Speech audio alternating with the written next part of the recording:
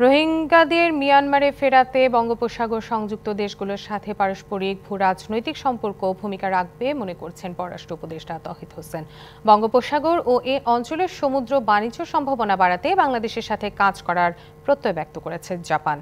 দেশটির রাষ্ট্রদূত বলেন, আগের মতোই জাপান বাংলাদেশের সাথে কাজ করে যাবে। চট্টগ্রাম অঞ্চলের দীর্ঘ বঙ্গোপসাগর উপকূলে রয়েছে অফুরন্ত সম্ভাবনা। তবে ভৌগোলিক সীমাবদ্ধতা, বড় বড় জাহাজ এই অঞ্চলে না আসা, রোহিঙ্গা ও অভিবাসন প্রত্যাশীদের নৌকায় করে সাগর পাড়ি দেওয়ার প্রবণতা, অবাধে বাংলাদেশের সীমানায় এসে মাছ ধরে নিয়ে যাওয়া সহ নানা কারণে ব্লু ইকোনমির সঠিক ব্যবহারে ব্যর্থ বাংলাদেশ। এমন বাস্তবতায় বঙ্গোপসাগরের আঞ্চলিক দেশগুলোর সাথে পুনর্সংযোগ স্থাপন, অভিন্ন স্বার্থের খোঁজ শীর্ষক সেমিনারে অংশ নেন এই অঞ্চলের বিভিন্ন দেশের কূটনীতিকরা। বঙ্গোপসাগরের অর্থনৈতিক সম্ভাবনা তুলে ধরে জলবায়ু পরিবর্তন, বাণিজ্য বাধা, ভূরাজনৈতিক উত্তেজনা সহ বিভিন্ন বৈশ্বিক চ্যালেঞ্জ সম্মিলিত প্রচেষ্টার মাধ্যমে মোকাবিলার আহ্বান জানান বক্তারা। বাণিজ্য ও বিনিয়োগ বাড়াতে উভয়ের জন্য লাভজনক অংশীদারিত্ব গড়ে তুলতে জাপান বাংলাদেশকে সহযোগিতা করবে বলে জানান জাপানের রাষ্ট্রদূত ইয়াওমা কিমিনোরি।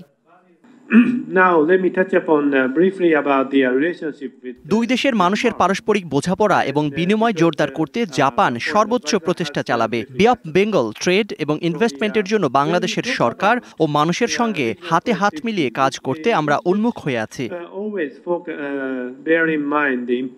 শুধুমাত্র অর্থনৈতিক নয়, পরিবেশগত বাণিজ্য হিসেবেও এই বিশাল অঞ্চলকে ব্যবহার করার এখনই উপযুক্ত সময় বলে মন্তব্য করেন পররাষ্ট্র উপদেষ্টা। মিয়ানমার থেকে রোহিঙ্গাদের বিভিন্ন দেশে অনুপ্রবেশ রোধে ভূরাজনৈতিক সম্পর্ক উন্নয়নে জোর দেন তিনি।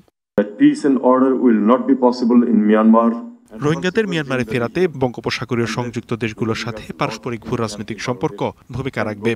গ্লোবাল ইকোনমি ও জিওপলিটিক্যালে বঙ্গোপসাগর বড় ভূমিকা রাখতে পারে। শুধুমাত্র ইকোনমিক্যাল ট্রেড নয়, ইলজিক্যাল ট্রেড হিসেবেও এই বিশাল অঞ্চলকে ব্যবহার করার এখনই উপযুক্ত সময়।